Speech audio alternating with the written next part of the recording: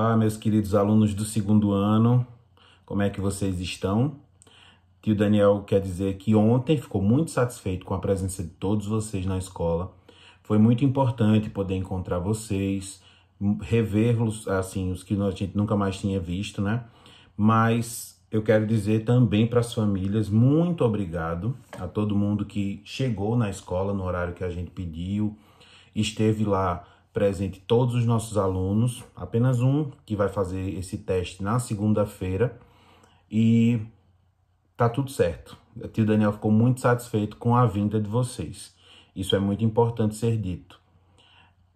Para que a gente possa terminar a nossa semana, nós vamos voltar para o nosso kit de atividades e pegar uma atividade que é essa que vai aparecer aqui embaixo para vocês agora no vídeo, que trata sobre a data do dia de ontem. Dia 19 de agosto é o dia do ciclista. Ciclistas são todas aquelas pessoas que andam de bicicleta. Uns andam por esporte, tratam isso como uma profissão, que competem inclusive, e outros usam a bicicleta como um meio de exercícios ou de diversão. Então, nós temos aqui um texto chamado Kleber, o ciclista. E aí o texto diz o seguinte, vou ler para vocês. O dia amanheceu com um clima quente. Kleber viu que já estava claro e resolveu passear com sua bicicleta. Ele pegou seu capacete e foi para o clube. Kleber teve que enfrentar um grande declive e muitos obstáculos. Chegando no clube, ele encontrou com um colega de sua classe. Eles viram que a piscina estava bem limpinha e com cheiro de cloro. Kleber e seu amigo nadaram, jogaram bola, peteca e à tardinha voltaram para casa. Com apenas um clique, conseguiram abrir o cadeado das bicicletas. Kleber voltou para casa cansado, mas feliz com o seu passeio. Então aí a gente pode observar que o personagem principal dessa história é Kleber. Kleber é um menino que gosta de andar de bicicleta. E aí nós temos algumas questões para fazer ao lado. Primeira questão que a gente vai fazer, quando a gente olha para um texto, é muito importante observar o título desse texto e quem é o autor. Então, o título está logo lá em cima, Kleber, o ciclista, e abaixo nós temos o nome de quem escreveu esse texto, Adileia Generoso, é o nome da autora. Então, essas são as duas respostas já da primeira questão. Na questão 2, tem uma informação importante. Observe lá no texto que todas as linhas elas não são iguais, elas não começam no mesmo lugar. Umas estão mais afastadas para dentro. Isso são os parágrafos. Então, uma dica que eu vou dar. Você vai observar essas linhas e vai ver as que estão mais distantes da margem, da linha preta, que tem logo no cantinho do texto. Então, você vai numerar. Você vai contar quantas linhas estão mais afastadas para dentro.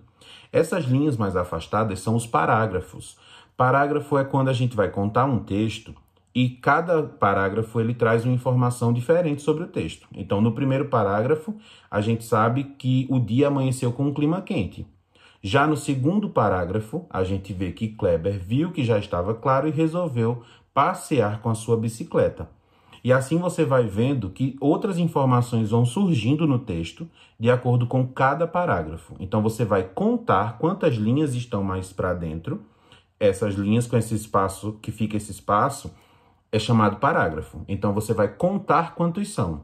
Você vai numerar no texto. Primeira parte da segunda questão é numerar. Embaixo tem aqui, assim, escreva aqui quantos parágrafos você contou. E aí você vai escrever o nome do número, não o número. Se você contou lá, sei lá, 10 parágrafos, você vai escrever o nome do número, não o número, combinado? Embaixo, nós temos uma terceira questão que vai querer saber em qual parágrafo está essas informações. Então, nós temos aí aspectos do dia, eu já disse aqui, ó. O dia amanheceu com um clima quente. Então, no primeiro parágrafo, fala sobre os aspectos do dia. O outro vai perguntar, lugar onde Kleber foi passear. Então, você vai observar no texto qual foi a frase que começou dizendo para onde Kleber foi. Aí você vai anotar nesse parêntese o número do parágrafo. Ah, professor, mas vai ser 1, 2, 3, 4? Não, pode ser que misture os parágrafos e você tenha que observar direitinho no texto qual é o parágrafo correto. O outro quer saber em qual parágrafo ele diz que volta para casa e no parágrafo que ele realizou as atividades no clube. Então, observa direitinho no texto e marca a informação do parágrafo correto. Em seguida, vocês vão observar que muitas palavras possuem a letra L. Igual a letrinha H, quando a letrinha H entra nas famílias de algumas letras, ela muda o som da sílaba. Por exemplo, vai aparecer aqui para vocês a letrinha C, mais a letrinha A. Então, quando eu tenho essas duas letrinhas, eu tenho a sílaba K, de cama, casa, Carol. Todas essas palavras começam com a sílaba K. Mas se o L entra no meio dessa sílaba, em vez de ser só a letrinha C e a letra A, entra a letra C, a letra L e a letra A. Então, aí a gente já tem uma outra sílaba, um outro som, que é clá. Perceba que a sua língua vai tocar lá em cima no céu da sua boca. Quando você diz clá, a língua toca exatamente atrás dos seus dentes. Então, a letrinha L, ela precisa ser dita de forma correta nas palavras. Você vai circular na leitura lá no texto todas as palavras onde você encontrar a letrinha C e a letrinha L juntas. Depois que você circular, tem um espaço embaixo onde você vai anotar todas essas palavras. Então, é importante que você leia o texto com bastante atenção. Combinado? No verso da atividade, nós vamos para a quinta questão. Nós temos aí, copie da leitura 3 palavras. Então, mais uma vez, a gente vai observar o texto e vai pegar essas palavras de lá. Então, vamos relembrar as divisões silábicas, as classificações das palavras de acordo com as sílabas. Então, se eu tenho uma palavra de uma sílaba só, ela é monossílaba. Se eu tenho uma palavra de 2 sílabas, ela já é dissílaba. Com 3 sílabas, trissílaba. E se ela tem 4 ou mais sílabas, ela é classificada como polissílaba. Então, você vai pesquisar 3 palavras de cada uma. 3 monossílabas, 3 dissílabas, 3 trissílabas e 3 polissílabas. Combinado? Depois, mais uma vez, nós vamos, ainda observando o texto, procurar palavras que tenham essas sílabas que estão aparecendo aqui para vocês. A letrinha C com a letrinha I, que faz si. Nós temos o CH, O e o L, então não pode ser L, O, tem que ser O, L. Clá, cli. Tem aí uma sílaba que muitas crianças ainda se confundem quando vão ler, que é a letrinha Q, a letrinha U e a letrinha E, que juntas formam a sílaba que. Nós temos palavras com SS, clu, cló e clé. Então, você vai pesquisar uma palavra de cada uma dessas sílabas e anotar na 6ª questão. Na 7ª questão, nós vamos relembrar o diminutivo das palavras, que é quando a gente vai falar sobre algo pequenininho. Então, nós temos aí clube. Qual é o diminutivo de clube? Você anota ao lado. Clubinho. Já vou dizer aqui a primeira, tá? Tem bola, casa, bicicleta, limpa e colega. Então, você anota ao lado o diminutivo dessas palavras. Combinado? Essa é a 7ª questão. A 8ª questão já vai querer o aumentativo, que é quando a gente vai falar a palavra no grande, quando eu vou dizer que aquilo é muito grande. Então, clima. Quando eu vou dizer que algo vai ficar grande, eu uso o final das palavras com ão. Então, clima, climão. E aí você vai fazer cloro, grande, loja, lata e amigo. Combinado? A 9ª questão é um treino de leitura. Então, aí nós temos palavras com B com L, C com L, F com L, G com L, P com L e T com L. Isso tudo para a gente poder aprender a soltar melhor a nossa língua dentro da boca. Então, quando a gente for falar uma palavra, a gente tem que ler da forma como ela está escrita. Eu não posso, às vezes, na leitura, passar por cima da palavra e tentar imaginar. Leio a primeira sílaba e tento imaginar o restante da palavra. O ideal é que o seu dedinho acompanhe a sua leitura para que você não se perca na palavra. Combinado? Então, faz a leitura dessas palavras. Cada conjunto de palavras aí nós temos um total, acho que de 7, entre 6 ou 7 palavras. E caso você não conheça o significado de algumas dessas palavras, você pode utilizar o Google. O Google é uma ferramenta muito importante de pesquisa. Então, quando eu tenho dúvidas sobre alguma coisa, eu utilizo o Google.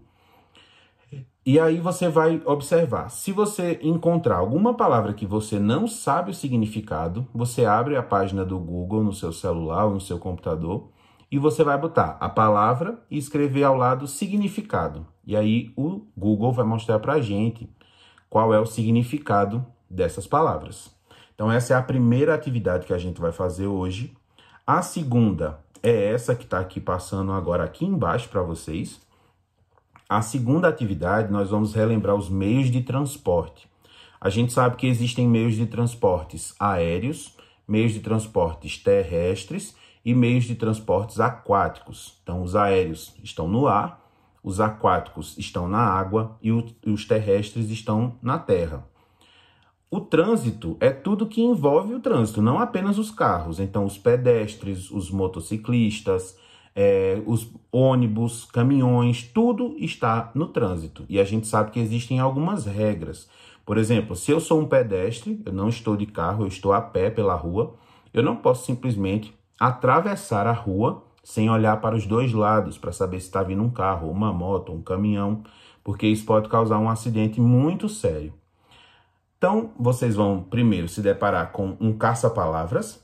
Vocês vão encontrar, são 8 meios de transporte no total, que está aí distribuídos nesse caça-palavras.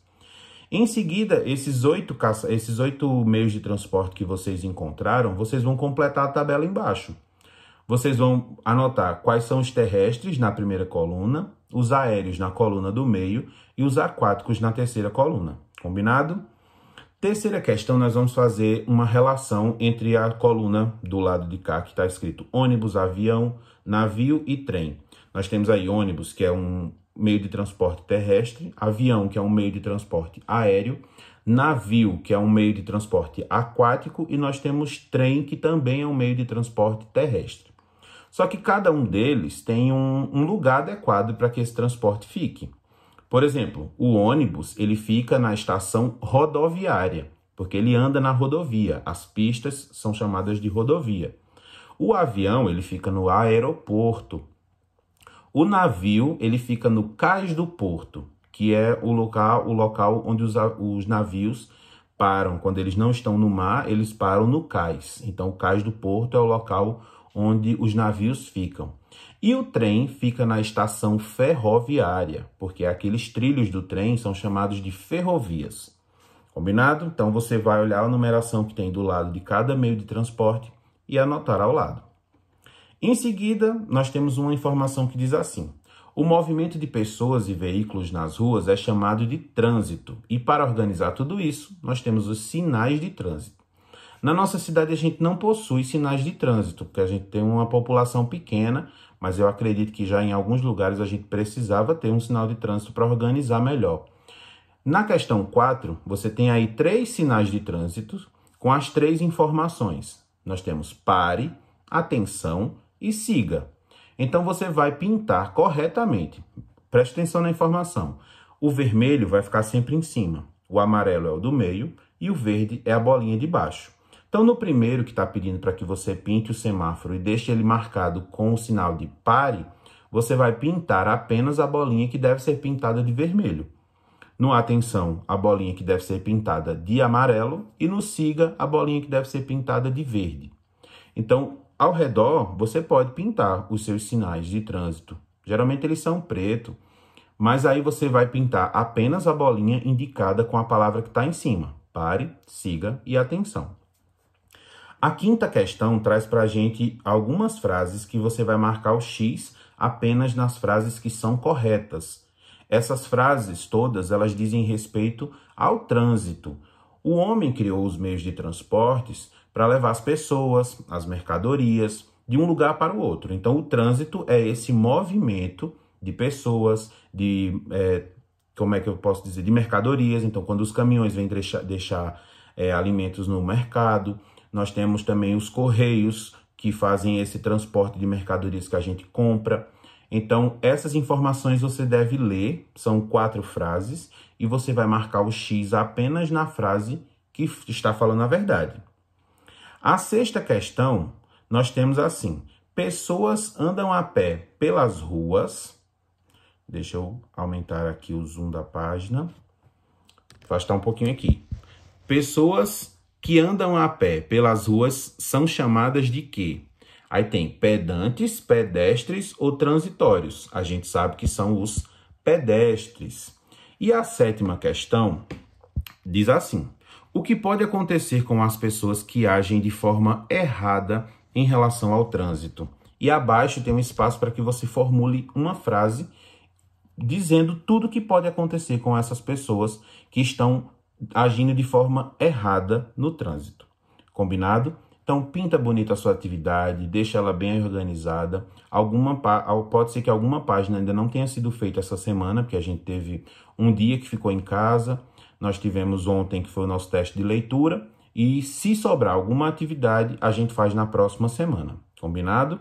Então, essa é a aula de hoje. Desejo a vocês um bom final de semana e até amanhã. Desculpa, até amanhã não, até segunda.